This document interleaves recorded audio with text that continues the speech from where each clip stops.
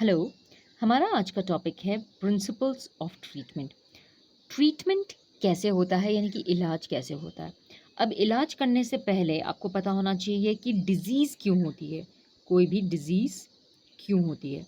ज़्यादातर बीमारी तब होती है अगर हमारा बॉडी में माइक्रोब ज़्यादा हो जाते हैं, स्ट्रॉन्ग हो जाते हैं, microbes become stronger than the immune system. हमारे बॉडी के इम्यून सिस्टम से माइक्रोब ज़्यादा स्ट्रॉन्ग हो जाते हैं तो हमें बीमारी हो जाती है, क्योंकि बैक्टीरिया हमें करते हैं और इम्यून सिस्टम हमें प्रोटेक्ट करता है। What is immune system? Immune system होता क्या है?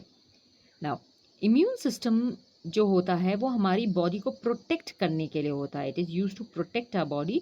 और इसमें होते हैं white blood cells. White blood cells ये बैक्टीरिया से फाइट करते हैं और हमारे बॉडी को प्रोटेक्ट करते हैं। तो आपके लिए फ़िलहाल आप इतना ही कीजिए, आगे बहुत डिटेल में जाता है ये। So but basically white blood cell आपके बॉडी के बैक्टीरिया से फाइट करेंगे और आपको प्रोटेक्ट करेंगे। लेकिन अगर बैक्टीरिया स्ट्रांग है या वायरस बहुत ज़्यादा स्ट्रांग है तो वो क्या करते हैं, वो इम्यून सिस्टम को हरा देते हैं। अगर इम्यून सिस्टम हार जाते हैं, वाइट ब्लड सेल मर जाते हैं, तो हमारी बॉडी में बैक्टीरिया बहुत ज़्यादा हो जाते हैं, जिसके वजह से हमें बीमारी होती है। बीमारी हो गई है इसका पता चलता है हमें या तो साइन से या सिम्टम से। हमने डिस्कस किया था साइन एंड सिम्टम्स। इसको हम डायग्नोसिस भी कहते हैं, ये डॉक्टर्स करते हैं कि बीमारी हो हुई है। इसका इसका इसका इसका इसका सबूत क्या है? डायग्नोसिस की बीमारी का सबूत। तो साइन होता है जैसे कि एक्सरे लेना या ब्लड टेस्ट लेना, ये डॉक्टर्स चेक करते हैं।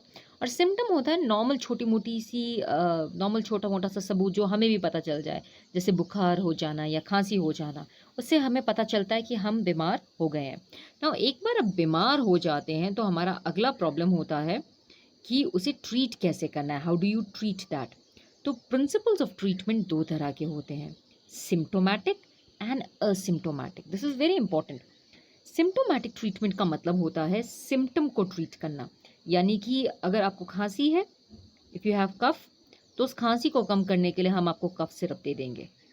कफ सिरप, राइट। अगर आपको फीवर है तो फीवर को कम करने के लिए हम पैरासीटामोल दे देंगे आपको।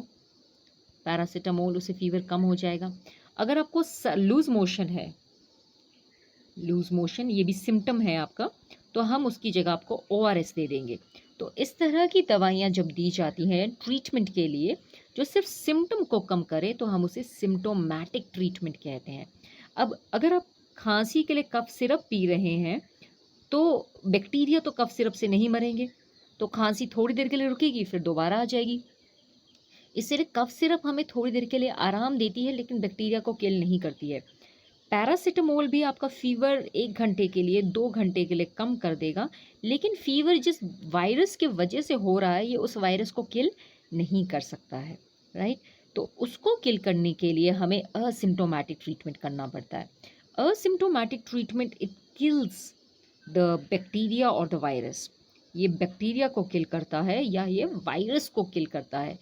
यानी कि ये it destroys the cause of the disease. It kills the cause of the disease. Kills the cause of the disease. It kills the cause of disease, यानी कि बैक्टीरिया और वायरस को ख़त्म कर देता है। This is called asymptomatic treatment. तो this is more important. जब भी हम बीमार होते हैं तो हमारा असिम्प्टोमेटिक ट्रीटमेंट ज़्यादा ज़रूरी है। अगर वायरस किल हो जाएगा तो उससे होने वाले सारे सिम्टम्स भी ख़त्म हो जाते हैं। तो कफ सिरप पीने से हमारी खांसी ठीक नहीं होगी। हमारी खांसी ठीक होगी एंटीबायोटिक से। एंटीबायोटिक्स ऐसे केमिकल्स होते हैं जो बैक्टीरिया को किल करते हैं। They kill bacteria and they kill bacteria, they kill bacteria, right. So आप यहाँ देख सकते हैं, right right. So what is asymptomatic treatment? Asymptomatic treatment का मतलब है ट्रीटिंग सिम्टम्स जैसे कि फीवर या लूज मोशन, डायरिया। इससे डिजीज़ का इफ़ेक्ट कम होता है। डिजीज़ ख़त्म नहीं होगी लेकिन उसका इफ़ेक्ट कम होगा। इसके लिए मेडिसिन जो होती हैं वो बहुत चीप होती हैं, जैसे कि पैरासीटामोल, कफ सिरप। पैरासीटामोल 10 रुपए की आ जाएगी, कफ सिरप 30-40 रुपीज़ की आ जाएगी। ज़्यादातर असिम्प्टोमेटिक ट्रीटमेंट में हम बेड रेस्ट करते हैं, यानी कि आराम करते हैं ताकि हमारा इम्यून सिस्टम खुद बैक्टीरिया से फाइट करे। हमारा इम्यून सिस्टम फाइट करता है।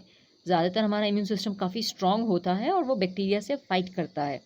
हम उसकी हेल्प करने के लिए कभी-कभी एंटीबायोटिक दे देते हैं, बट अगर आप रेस्ट करेंगे तो आपका इम्यून सिस्टम आप खुद ही बैक्टीरिया से फाइट करता है। It allow the immune system to kill the microbes, पहली इंपॉर्टेंट चीज़। नाउ अगर हम दूसरी इंपॉर्टेंट चीज़ को देखें, asymptomatic treatment, it it it treats the cause of the symptom. ये बैक्टीरिया को किल करता है कि बीमारी जिस कारण से हुई है उसको किल करता है। दूसरा, it kills the cause of the disease, यानी बैक्टीरिया को किल करेगा। इसकी दवाइयाँ थोड़ी महंगी होती हैं, एक्सपेंसिव एंटीबायोटिक होती हैं, लाइक 100 रुपीज़ की, 300 रुपीज़ की, 100 से ज़्यादातर एक्सपेंसिव ही होती हैं, जैसे कि पेनिसिलिन, एमॉक्सिसिलिन, टेट्रासिसिलिन, ये एंटीबायोटिक्स होती हैं। ये एंटीबायोटिक्स क्या करते हैं, बैक्टीरिया के, ये बैक्टीरिया है मान लीजिए, ये बैक्टीरिया का सेल वॉल है, सेल वॉल, ये इसके सेल वॉल को ही नहीं बनने देंगी। सेल वॉल नहीं बनेगा तो बैक्टीरिया मर जाएगा, ये आसान तरीका है। तो एंटीबायोटिक बायोकेमिकल पाथवे को ब्लॉक कर देती है, जैसे कि रेस्पिरेशन नहीं, सांस नहीं लेने देगी बैक्टीरिया को, या उसकी सेल वॉल नहीं बनने देगी, तो हमारा बैक्टीरिया मर जाएगा। This is called asymptomatic treatment. आज के लिए हम इतना ही करेंगे। Have a nice day.